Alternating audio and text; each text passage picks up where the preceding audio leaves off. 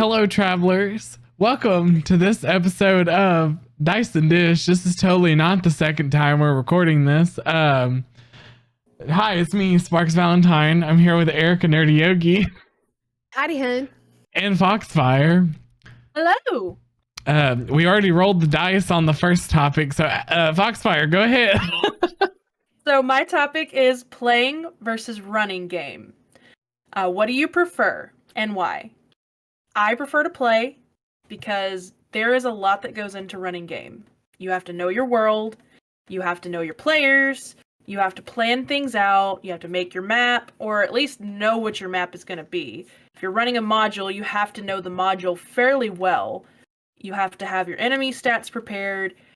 There's just a whole lot that goes into DMing that my busy self just absolutely does not have the time for. I make time for it currently, and it is not easy. If you are a detail-oriented person, it takes even more time. If you are a fly-by-your-pants person, it's not so bad, but tends to take more time in actual game. Whereas playing, I just have to remember what's happened. I don't have to think about everything going on in the world. I just have to know what's happening with my party, with my character, and the interactions that we're having, and what has happened. That's all I have to think about. And I get to sit there and enjoy being one person instead of 500. Thoughts? Spark, you want me to go first? You go first. Yeah, you can go ahead. I like to run better than I like being a player. The reason why is because when you're running, you're always playing. You're playing when you're at the table 100% of the time. You're playing when you're not at the table because you're planning everything. I look at that as playing because, like you said, I'm making the maps. Ooh, I can build terrain. Oh, I can buy this miniature and paint it. And all this, that's the kind of person that I am when it comes to DMing. When I have a house and a space for it, but not having a house and a space for it has changed how I DM because I don't have the luxury of being able to do that for my DCC group like I did for y'all when we played D&D. And I miss it. But to me, I enjoy running because I enjoy all the prep work. I love to plan. I love to plan vacations. I love to plan my day. I love to plan everything. I might forget my plans, but I enjoy writing them down. I don't know why, but that's just something I've always enjoyed doing. I probably should have been an event planner as a job versus everything else I pursued. I didn't realize that about myself until I met my husband, and he hates to plan. So I realized there's people out there that just don't get a kick out of it. I thought that was normal. So that's why I like to run. I like the studying part of it, like finding new monsters, coming up with new things, different dungeon designs, and different tabletop rules that you can steal from other or be inspired by, whatever you want to say it, utilizing your game as homebrew. I just enjoy running versus just being a player because there, like you said, there isn't as much involved. And I want to be involved all the time because this is just what I want to do all the time. Maybe it's an obsession, probably, and that's probably why, but that's just where I'm at. That's fair. Very fair. I think out of the three of us, you're the only one that prefers to run because I prefer to play. I just enjoy create a character that I get to build upon. And whenever you run, you have like so many you have to focus on. You can't really focus on just one. And I know some people in the comments are going to be like, but you can, because then you have those important NPCs and you can grow them. Yeah, but then you have 10 other people on top of that one that you got to worry about. And I just don't do that. I want to focus on myself. It's the narcissist in me. It's like me, myself, and I. No, but I don't know. I enjoy it. I enjoy playing. and I don't want to have to worry about having to role play like 10 different people at any given moment whenever I want to role play my character. And that's that, and that's it. But, you know, everybody has their calling. Some people are really good at DMing, Erica, and Foxfire. But then some of us are great at player, like being PCs. And it's just something that costs us more than sitting behind the screen. We like to be the chaos gremlins. Oh, you can be chaos gremlins behind the screen. You definitely can. You can, but it's fun whenever it's a group collaboration of chaos gremlins, especially me and Fox. We're like, and me and Erica too. I was about to say, dismantling an entire campaign. I don't know what you're talking about. Yeah, this isn't Watergate, bitch. I was about to say, the three of us have been pretty chaotic in our current game that we're in. Oh, 100%. I feel like Reginald's not chaotic at all. Oh, really? Okay. Erica's not putting in a little bit of chaos. Okay. We haven't used the hole yet, Erica. We haven't used the hole yet. That's not chaos. That's called strategy. You're gonna But the tell way me that it's what gonna you be plan to do with the used- hole is not chaos? It is not chaos. It is. So what they're referencing, those Like a of you little bit of that don't know, chaos. which is 100% of you, unless Trevor's listening. Then what's up, Trevor? So, because he does listen. My character bought a robe of useful items, useful things, whatever. It's a 5th edition Robo thing. useful items or And- robo useful things. Because we were supposed to do like an attack thing. I don't want to go into too much detail because I don't give anything away from Dragonheim if you're playing it. But we had to sneak into a place and do something. And it was like, okay, well, we're definitely going to need, some items to pull this off. Well, a robe of useful items has all the items that you, depending on how creative you get with it, you could pull off a successful heist with that. And so I was like, Reginald needs one of those. That might be metagaming. I don't care. And that's something that I was kind of like torn between because I was like, realistically, Reginald, would he even know that that item exists in the world? But then our DM said, oh yeah, you see janitors using that kind of stuff. And I was like, oh, okay, well then, yeah, then that makes sense. So it has an option for a pit. And it also has an option for acid. So I was like, oh, we set it in front of the door. We try to put an illusion magic over it. They fall into the pit, and then we throw acid down upon them, making it into an acid pit. And if we pour water in the pit, then it makes the acid worse. But here's the thing. Trevor gave you the option to pick your items, though. No, you didn't. He told me to roll, and I rolled. Okay, Yeah, she rolled for him. But that's the thing. You could roll and not get anything. No, but what we rolled everything we needed. I wanted the Well, no, pit, that's what I'm acid, saying. the ladder, and the window. No. That's all I Yes, wanted. she could have rolled and gotten nothing that she wanted. Exactly. There were things she It's a got that were gamble. not. There were things she got that were not on the list of things she wanted that I didn't have want the turned dog. out to be more useful than those things. Actually, Hey, Yeah. the ladder.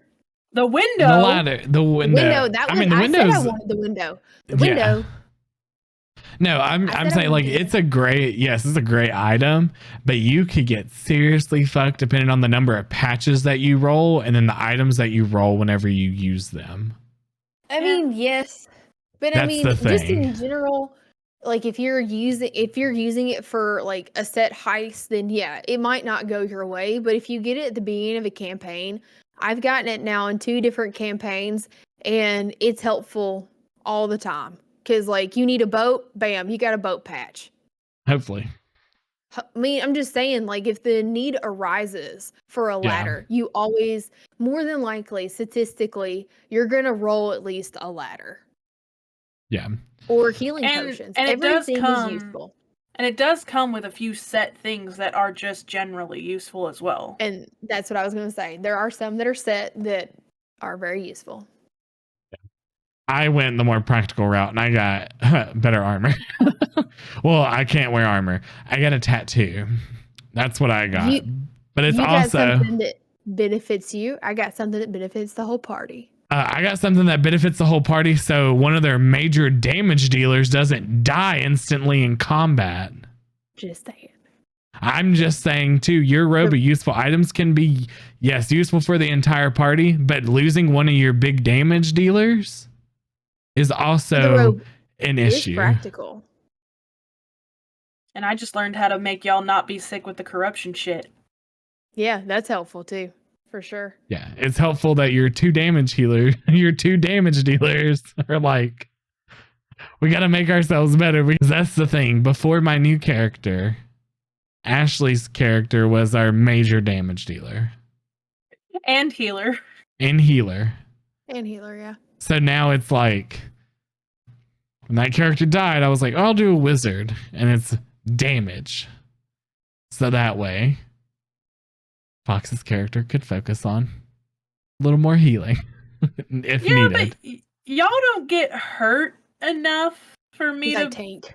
focus Do it, on yeah. healing. So that's why it's like, Because I tank. but I mean, sorcerers inherently just deal a lot of damage, even if they're not damage focused. I mean, yeah, so Yeah. do wizards. Well, So- is there anything else that y'all want to touch on? Well, we're just going to go right down the line. Sparks, it is yours. Oh. My topic is what inspires your characters? Whether you're making like NPCs, if you run games more often, or like your player characters, like what we kind of like touched on this, I think, in a previous episode, but this is more of like what inspires your character. Like I think in a previous episode, we talked more about like Real bringing world. inspiration from the world. from yeah. the real world, yeah. Yeah. I mean, Um, we've touched on character creation overall, but not just Yeah. the specific inspiration for characters. Yeah. So like mine, I think I talked about it from like our real life is like I like do like a lot. I like fashion with characters. I like my characters to look good. I also take a lot from pop culture too. So like anime, video games, pretty much what I watch. But yeah, that's just kind of like what I think the major thing that inspires my characters though is through anime. I think that's something that is in a lot of my characters is that like that anime-esque. I like the big moves, big flashy moves, and then especially like flashier looks. And you see a lot of that in anime. So yeah. And then the fashion, I just like to look good. Especially when we have event sessions where we have to go somewhere. It's fun to find the outfit that you're going to wear. For me. So I build characters kind of around those kind of main tropes. I think about the setting, like the world we're actually going to be playing in. Because I feel like depending on your environment affects the player or the character. I mean, some characters fit different settings like a little bit better than other ones, you know, depending on in Dragonheim, it's going to be very different than if you're playing something in a like low magic setting.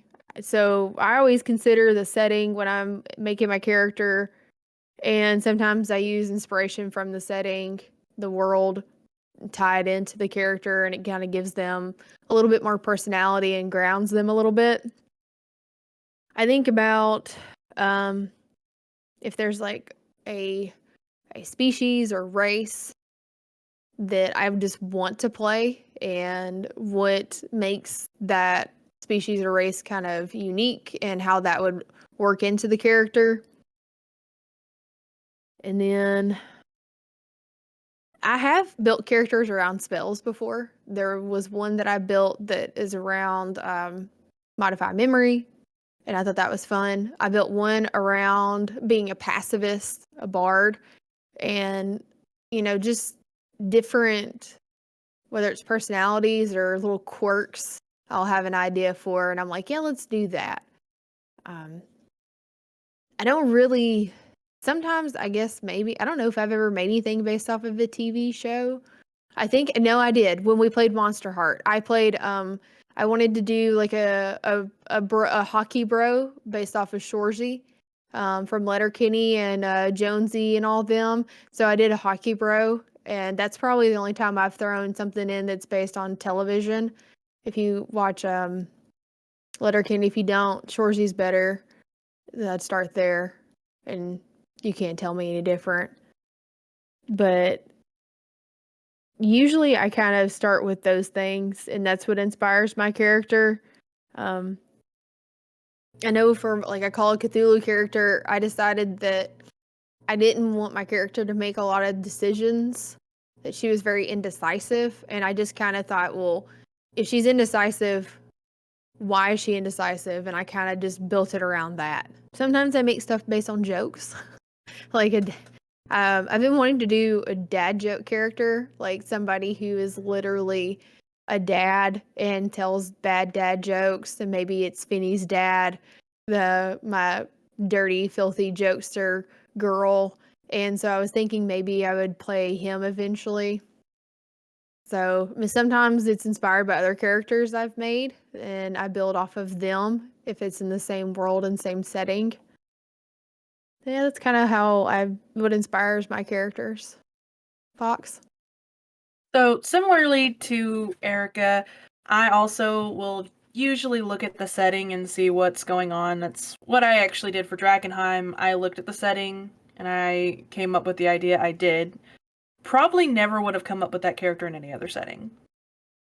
But I also, like Sparks, am inspired by media. I've made characters based on video games and anime before. Honestly, one of my favorite ones I made was based on V from Devil May Cry, even though she was a bitch to the entire party. Also, mythology. I like looking at mythology. One of my absolute favorite character I ever made was just based off of the mythology of the Hulijing from Chinese culture. I even named her Hulijing. And she was just based off of those tales of the Kitsune, right down to every last little detail. She was afraid of dogs, avoided mirrors, wouldn't look at her own shadow, and she made her living before adventuring by tricking stupid men into thinking she was going to sleep with them. Just things like that I enjoy. Let's see. I also dug into D&D lore for one character and based her off of one of the gods. Because one of the D&D gods, I want to say it's the Phoenix King, is based off of somebody who loves or liked good undead and befriended them and was trying to find a way to extend their life, because they were a half-elf, to live longer like their elven heritage.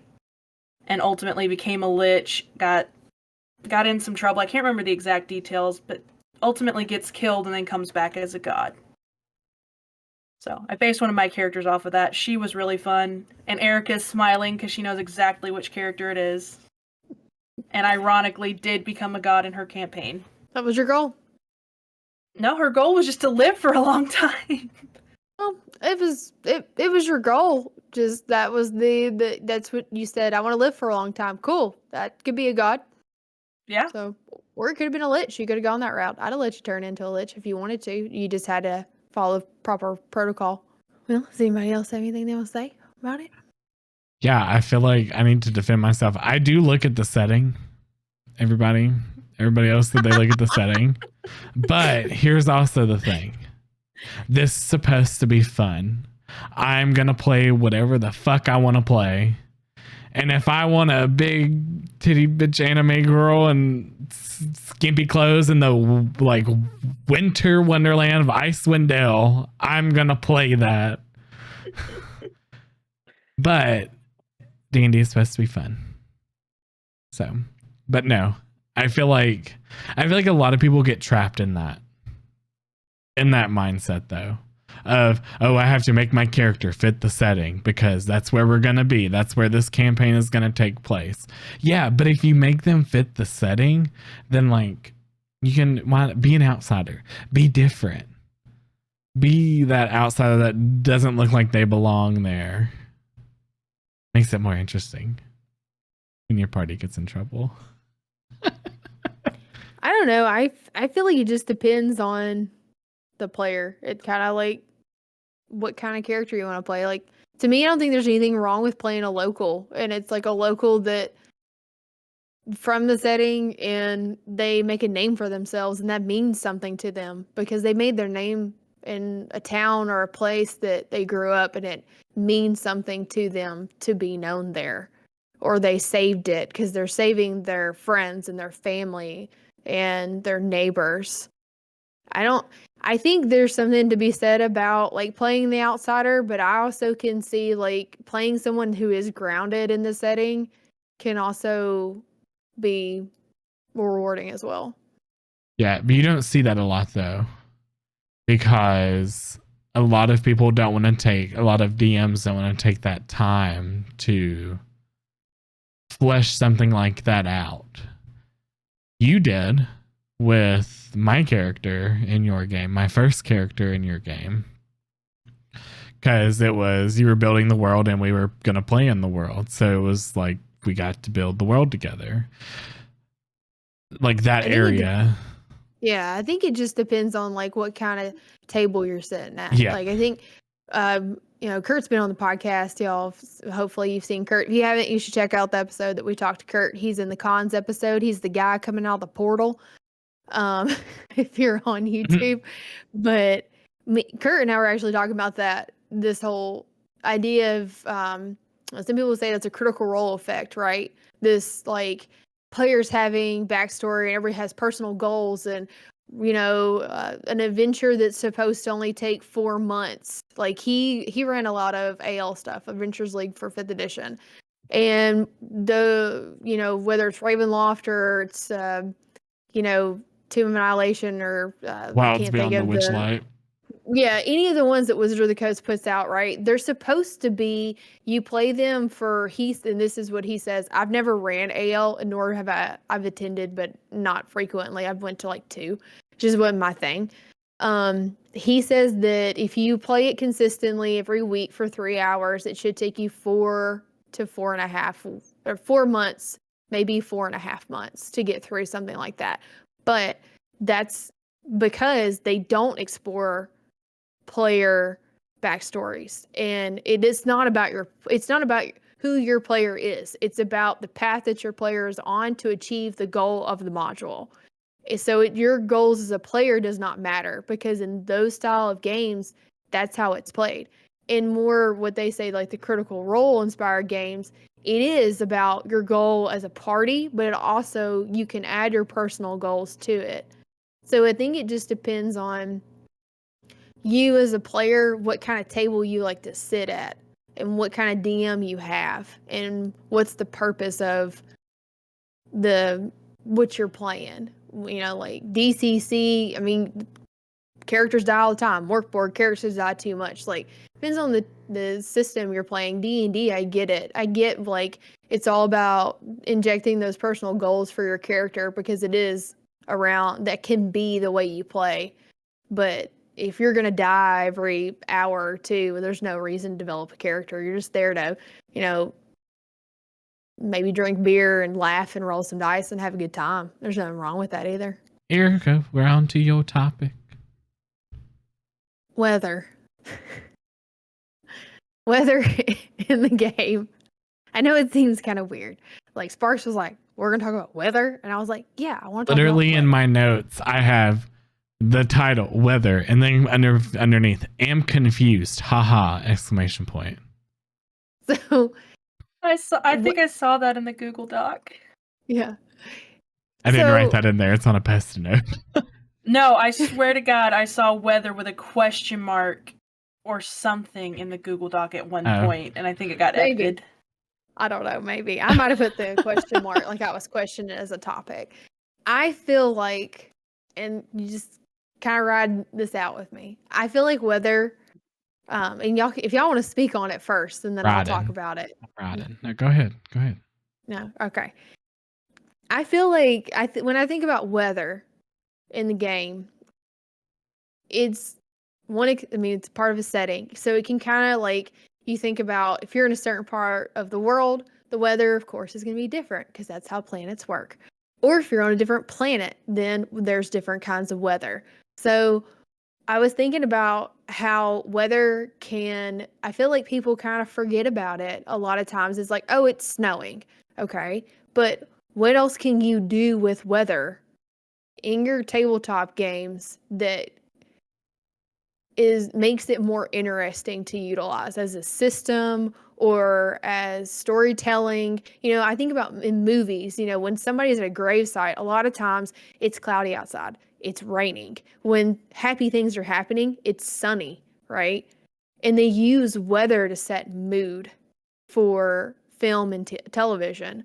So is that something that you see at table? Is that something you use at table? Is it something you even think about as a player about weather when it comes to buying gear? And that could be like you're going to the fire plane. That's weather. You could burn up like that because everything is fire and you need to prepare. So you buy fire potion resistance or a ring of fire resistance or whatever it is. And that could be any plane of existence or planet, whether you're playing in space, if you're doing more like an aliens thing, you're visiting different planets, there's different weather. So like, I just kind of want to touch on weather and how it can be utilized at table for various things. I think weather is rather underutilized. I, as a DM, even do not utilize it as I probably could or should. Because now that I'm sitting here thinking about it, there's a lot of things you could do with weather. I mean, it makes mud, which could be difficult terrain. You could make them do dex saves on icy or slick conditions, make it more difficult. Rain, snow, fog decreases visibility. Maybe it's harder to hit or see things that are hiding. There's a lot you could do with it, and not many DMs use anything with it. I can, off the top of my head, only think of 2 instances where weather conditions came up, and there may be more and I'm just not thinking of it. One being in Curse of Strahd, when we went to the snowy biome and the DM had us, I think, taking damage or taking exhaustion, I can't remember which, when we were in it for too long. And the second one, I'm not sure if you consider this weather. I do. The DM had us go to Pandemonium, and the winds there could literally rip your soul apart. Oh my god, that's awesome. Yes, it was terrifying. There was a lot of preparation before I went there, but I needed to get my husband back, so I went there. But do you think about the weather, like just something simple like that, how the dread it put into you as a player? Yeah, exactly. Because I was like, I'm going to go there and these winds are going to tear me apart. And I had to prep. And just like we found out that the winds or the ice was the way it was, we had to pull out the wolf pelts that luckily a party member of ours had and wrap ourselves in wolf pelts. Things like that. We had to, thankfully we had things on us that made the weather conditions not bad, but if we hadn't, it would have been very difficult. So those are the 2 instances I can think of that I had to prepare, but now that I'm thinking about it, it is rather underutilized. I do not, out of the group, I do not run. I would just like to, maybe one shots every now and then. And nothing fantasy, but I don't know. I think using weather is very interesting in games because it does make you kind of think more as a player of, okay, I have this, I have that, I need to get this, I need to get that. I think it's very interesting. And like how Fox said, you don't really see it a lot that it is used unless it's a particular part of something, or it's it starts doing this and it's a scene setter, but it doesn't really affect anything else. I do think about the weather with spells, because certain spells you have to have certain conditions, or you have to be able to have something to be able to cast them. So you do have to think about something like that. And then whenever you have to ask about it, your DM's usually no, it's not, but you could still cast it. It's fine. Something happens and it's just in this area, but then it's well, if it's not something that's directly built in, I don't feel like a lot of people use it. But no, I think weather can be fun. The outfit choices with different weather It's amazing. I do I was think. thinking. No, go Go ahead. ahead. No, you go. Go. No, you go. What I'm going to say is going to take longer, so you go. I was just gonna say, I think part of the reason it is underutilized is part of the visual aspect of it. If you can't see it, you forget. And so, because I've had DMs say like, it's raining and then do absolutely nothing else with it beyond saying it's raining. So that may be part of why it's not used very much, because it's just hard It's to probably remember. also they don't want to have to deal with the repercussions of them having to remember, oh, well, it's raining. The ground is probably slick and wet. It's going to be difficult terrain. But it's not only difficult terrain for the players, it's also going to be difficult terrain enemies. for the enemies. So it's one of those, they had to take that into effect. But no, go ahead, Erica, with what you were going to say. Well, I was just thinking about it's not just like mechanically. I think about like Brandon Sanderson's Stormlight Archives, the way that the high storms shape his setting. So if you're not familiar with Stormlight Archives, they're in the setting, and this isn't a spoiler. In the setting, there are these things called high storms, and I know there's a lot of like lore behind high storms that could be spoilery. I won't touch on those, but there are these giant storms that happen all across the area, the continent, the world, and it shapes everything to how they build their cities, the plant life, the animals, even when like their scheduling.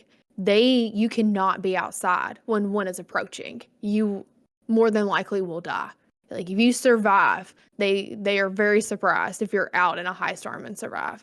So that was kind of what brought this topic on. I was thinking about Sanderson and how he used something like weather to make a world feel so unique. And it's like, I know, like at the beginning, you're like, Sparks was like, weather, question mark. But there's so much you can actually do with weather if you kind of look at different angles from it versus just like it's raining or it's cloudy. Like, I know in 5th edition, dragons, if there's like a white dragon in the area, then the radius around them is covered in snow and ice. It's part of their presence affecting the terrain. So even something like that, if you have a very powerful entity that is a monster, how do they, if their presence just affect the terrain around them? Yeah, my main thing with like where it was like weather question mark was like, which way is this gonna go? Because that was However like you that wanna was take it. that was my main thing. Is I was like, oh, we're gonna talk about the weather outside. You know, it's the great weather for this, that, and this. And I was like, but that doesn't make sense. So it's like when we got on our call like before, I was like, okay, weather. Is this like, are we talking about the weather now, or are we gonna talk about it like in game? And it's like in game. I was like, okay. But no, I do think it's very interesting though. If it can be like people work it in interesting ways, other than just like a scene setting type thing. Because it's also, you know, it's raining. Okay, it's raining. So one of your players goes, yeah, I'm gonna cast Witch Bolt. They're wet. It's gonna inherently deal more damage because they're wet. But it's not written like that. Nothing is written in these spells or even having weather in it. So like you cast a lightning spell while it's raining. You don't think an electric like lightning type spell is not going to deal more damage? I think it depends on the system you're playing. If you're playing DCC, it does. If you're wearing armor in that has 5e, metal on it. But that's 5e. I'm just saying, I'm just throwing it out there. It depends on the system you're playing. Yeah. And it depends on who's running it too. Yeah. Yeah. Because at the end of the day, in any system you're playing, in any system, the rules are there as a guide. They are not the end-all, be-all, written in stone. It is this way. There is no argument. But people would argue about spells. People will argue with you no matter what. Be DM's rulings, DM's ruling. And exactly. It's the way it is. Yeah. Exactly. That's where I said it depends on your DM. Yeah, I Because agree. for me, if I say it's raining and you say I want to cast lightning bolt, shouldn't that affect a range because of the water on the ground? Yeah. The party's gonna have to make the save too. Cool. That's the concession we make. I mean, Yeah. I know, like in 5e that I mean, it's not really Shocking. weather, but it is terrain. Fireball effects, like if things are made of wood, right? There's objects around it. It'll catch everything on stuff on- fire. Yeah. Yeah, Yeah. But like, Yeah, you know, I've used that one before. yeah. And Oh, when yeah. I've run. In fact, when I ran at UCC, one of my players did fire bolt, and it hit the building because they missed. Building went up in flames. yeah. Now, like with Shocking Grasp, that one, it's not weather wise, but if they're wearing metal armor, you have advantage to attack them. Yeah. But Witch Bolt, which does the same type of damage, has nothing else on it. If they're wearing metal, you don't have advantage to attack them. If they're wet, they don't take extra damage. It's one of those like weather could affect so many spells. It's raining. You cast Fireball. It doesn't do as much damage because it's raining. Now, one could argue on that because in a lot of the rules and whatnot, it does state that magical fire is different and can't be put out in the same way as regular fire. So one can make the argument in that case, but I see where you're coming from. I know that I just think people don't want to deal with it affecting things like that and making their players angry with things like that. And that casts Fireball. It's a 3rd level spell. Well, it's raining. It doesn't do as much damage. I mean, it could be that, or it could be just people don't think about weather at all. Yeah.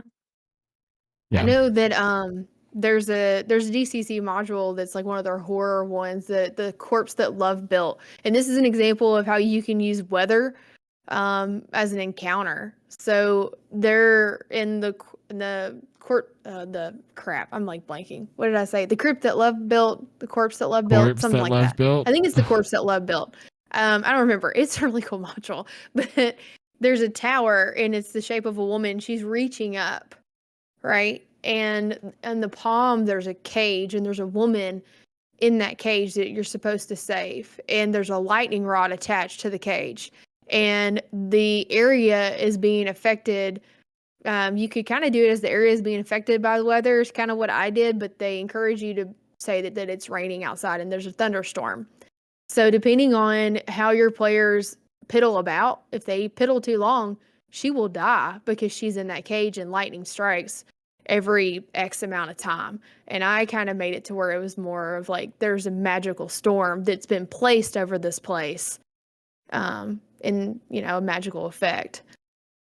But I mean, that's one way you could use weather to give a sense of urgency or use it as part of your encounter. I think that it is the Corpse That Love built. I think that's right. It has a really awesome, it has really awesome art inside of it. If you play DCC, I highly recommend it. If you like horror. Anything else about weather?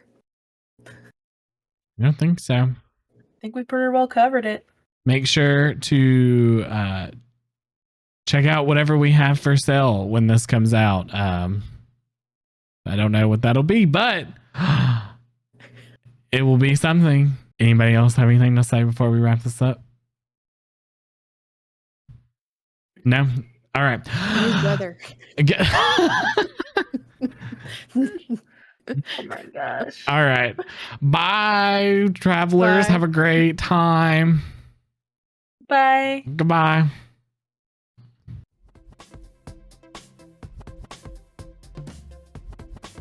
Hey, travelers. Thank you so much for listening/watching this episode of Dice and Dish.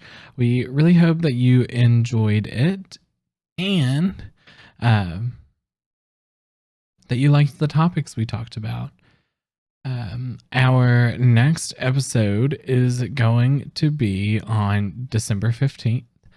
And it is a special holiday themed episode. So make sure you be on the lookout for that. And yeah, make sure that you like, comment, and subscribe on the YouTube. And just subscribe on whatever podcasting network you listen to this on. So we really hope you enjoy it. And we'll see you next time. Goodbye.